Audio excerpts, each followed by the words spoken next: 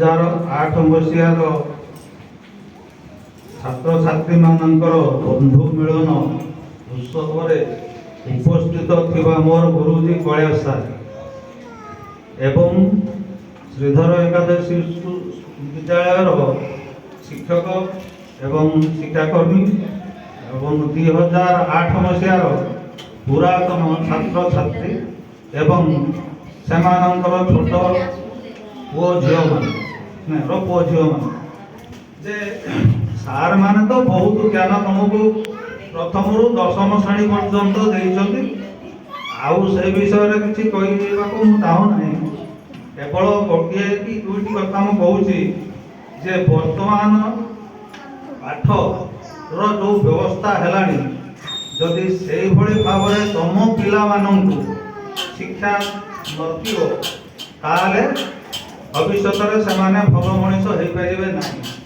ତେଣୁ ପ୍ରଥମ କଥା, ତମ ପିଲାମାନଙ୍କୁ ପୁଅ ଝିଅମାନଙ୍କୁ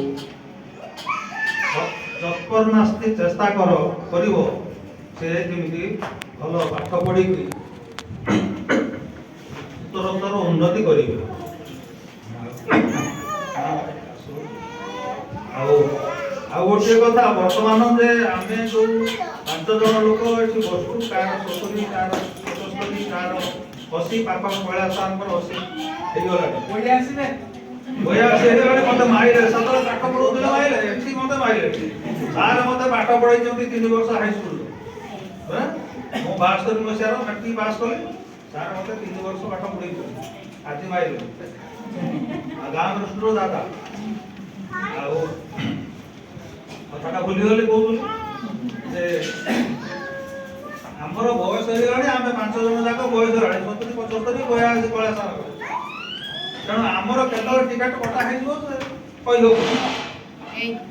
ଯୋଉମାନେ ବର୍ତ୍ତମାନ ଅଛନ୍ତି, ଆମେ ଅଛୁ, ଆମ ହାତ ଗୋଡ଼ ଟିକେ ଚାଲୁଛି, ଆମେ ଚାଲି ବୁଲି ପାରୁଛୁ, ନିଜ କାମ ଟିକେ କରିପାରୁଛୁ। ସମୟ ଆସିବ 5-10 ବର୍ଷ ଭିତରେ ଆଉ ଯଦି ବଞ୍ଚୁ ତାହେଲେ ଆମ ବୁଢ଼ା ହାତ ଅଚଳ ହେଇଯିବ। ଆମେ ଭରସା କାହାକୁ କରିବୁ? ପିଲାମାନଙ୍କୁ। ସେଇଭଳି ତମ ବାପ ମା ମାନଙ୍କର ଯତ୍ନ ଟିକେ ନେବ। ବାପ ମା ମାନେ ହେଲେ ପ୍ରଥମ ଗୁରୁ। ବାପ ମାଙ୍କ ଯତ୍ନ ନେବ। ଆଉ ନିଜ ପୁଅ ଝିଅଙ୍କର ପାଠ ପଢ଼ା ଦିଗରେ ଟିକେ ଚେଷ୍ଟା ରଖିବ।